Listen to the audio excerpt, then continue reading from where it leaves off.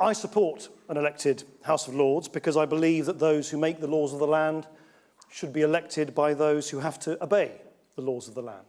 That's democracy, and it's what people rightly expect from their politics in the 21st century.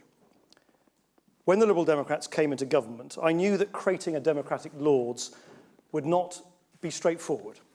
This cause has long been blocked by an establishment resistant to change and by the vested interests who benefit from maintaining the power of political patronage while keeping the power of people out.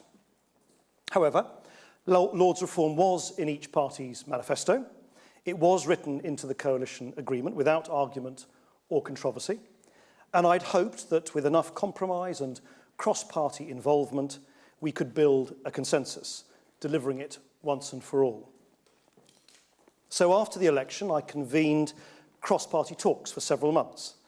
The government then published a draft bill and white paper with a clear commitment from myself and the Prime Minister to hold the first elections to the Lords in 2015. We then established a joint committee of both houses to scrutinise our proposals. We amended the bill once the joint committee reported, taking on the majority of their changes. And then last month, in a historic vote, an overwhelming majority of MPs backed an elected House of Lords during the bill's second reading.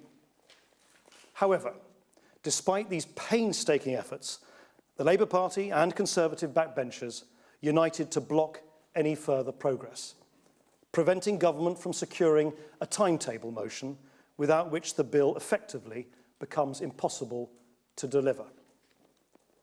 At that point, the Prime Minister said he needed more time over the summer to persuade his MPs, and I, of course, agreed to that reasonable request. Unfortunately, the Prime Minister has confirmed to me since then that an insufficient number of his MPs have been persuaded to support the bill. In my discussions with the Labour Party leadership, they have made it clear that while they continue to back Lords reform in principle, they are set on blocking it in practice, supporting the ends, but when push comes to shove, obstructing the means. I invited Ed Miliband to propose the number of days that Labour believe is necessary for consideration of the bill. He declined to do so. Instead, he confirmed Labour would only support individual closure motions, which could bog down Parliament for months on end.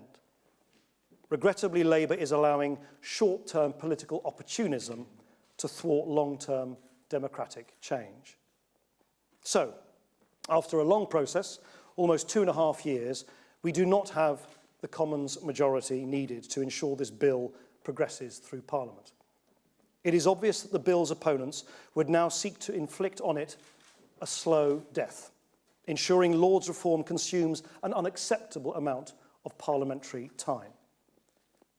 Clearly, it would be wrong for me to allow Parliament to be manipulated in this way, not least at a time when there is so much else for us to concentrate on. So I can confirm today that we do not intend to proceed with the bill in this Parliament, and the government will make a full statement on this to Parliament as soon as it returns in September.